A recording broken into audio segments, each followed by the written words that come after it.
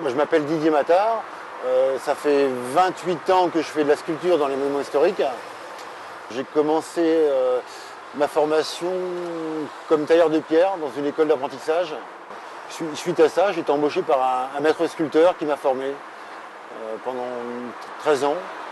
Ensuite, je suis parti sur Avignon dans un autre atelier apprendre la statuaire pendant 3 ans.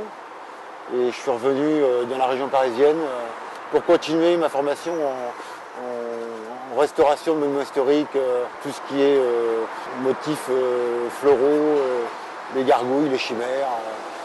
Voilà. Alors, donc au sein de l'entreprise Tolis, actuellement, moi je m'occupe de la formation des jeunes. Donc je fais de la formation sur le chantier, puisqu'il n'existe pas de formation de sculpteur en école, ou très peu. C'est juste une approche. Donc après, il y a une continuité sur les chantiers, et je m'occupe donc de cette continuité sur les chantiers avec les jeunes. C'est sûr qu'au départ, on va aborder des petites choses assez simples en sculpture, et les jeunes acquièrent un peu d'expérience, et on passe à des étapes un peu plus compliquées. Ce qu'on demande chez les jeunes, c'est vrai que c'est une envie de se dépasser, quoi, parce que c'est vraiment un métier qui demande beaucoup quand même pas mal de qualité, quoi, au niveau dessin et surtout d'investissement personnel. Les bouchons, en fait, sont des morceaux de pierre qui sont de la dimension qu'il nous faut pour changer le morceau ancien. Alors, par exemple, ici, on a un modèle ancien d'un pompon. Vous voyez, il y a des différents pompons qui s'accrochent sur les éléments. Et là, il y avait ce pompon qui était complètement détérioré, qui ne pouvait pas être restauré. Donc en fait, ce qu'il faut, c'est incorporer un nouveau bloc. Donc là, ici, on a changé le pompon. Ici, on a un nouveau bloc que j'ai inséré dans la pierre ancienne. J'ai resculpté la partie manquante, les éléments anciens, quoi. Voilà. Donc c'est un travail d'approche, parce qu'il faut essayer de comprendre la lecture de l'élément ancien, de façon à pouvoir le restituer au maximum. C'est le but. La technique de pose, c'est un collage résine ou mortier. Et une fois que la pièce neuve est prise, on commence à sculpter, à dégrossir la pièce, et après les finitions se font à la main. Voilà encore un exemple de greffe, donc de bouchon, de greffe, de sculpture sur pierre neuve. Donc là, on peut imaginer en fait qu'il n'y avait plus du tout de pâte.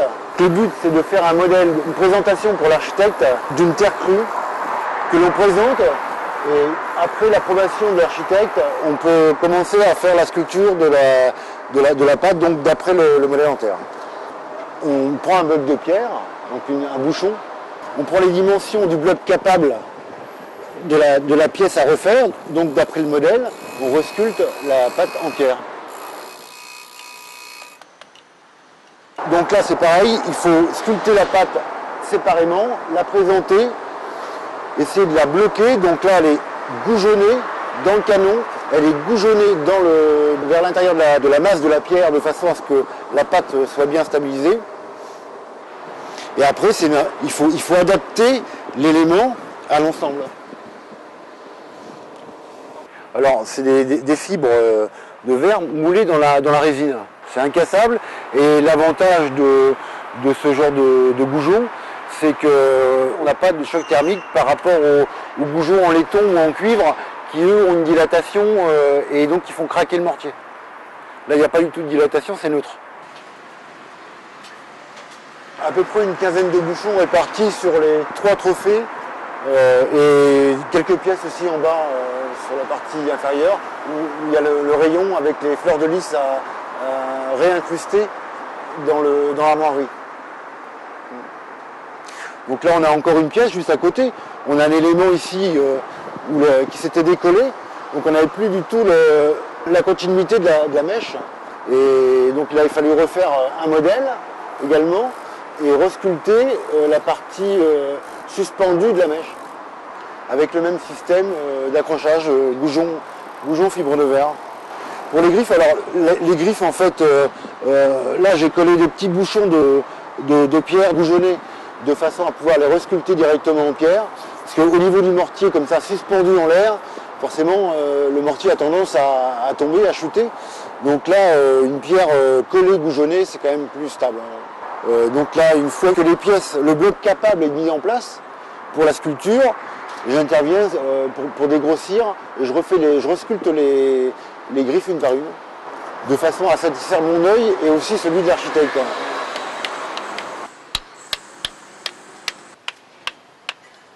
Des outils de finition, on a des gradines à grains d'orge pour dégrossir la pierre. Donc c'est des petites dents en forme de grains d'orge, voilà, ce qu'on appelle gradines à grains d'orge. Ensuite, on a différents ciseaux, des gouges pour l'approche et les finitions. Alors, on a des ciseaux plats, des méplats aussi. Alors, c'est des ciseaux qui ont un léger galbe, de façon à pouvoir trouver une approche définitive de la sculpture, comme les râpes. Les râpes donc piquetées pour les petites finitions de raccordement. Une fois pour enlever un petit peu le coup d'outil un peu trop saccadé. Et puis aussi la griffe à dents. On appelle ça un gras de fond, de façon à pouvoir aller chercher les fonds là où le ciseau ne peut pas passer, quoi. Donc on va chercher la finition, différents outils du sculpteur. Des difficultés? Non, pas vraiment, non. C'est un travail intéressant, donc on a envie aussi, tous ensemble, toute l'équipe, on a envie de s'investir de façon à avoir le meilleur résultat final. Et donc c'est un petit peu le challenge de l'équipe, quoi. Donc c'est vrai que toutes les pièces sont importantes, on essaye de traiter tout dans le bon esprit, quoi. Effectivement, c'est dans l'ensemble, avec les techniques employées, c'est certainement un des meilleurs chantiers que j'ai pu faire. Ouais. Ouais. Parce que c'est assez complet. On a sculpture sur pierre neuve, on a beaucoup d'éléments qui sont reconstitués en pierre reconstituée en mortier-pierre.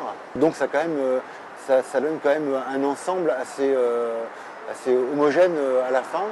Et avec Marion qui viendra pour les patines d'harmonisation, à la fin, le but c'est de ne rien voir, quoi, de rien laisser apparaître de notre passage.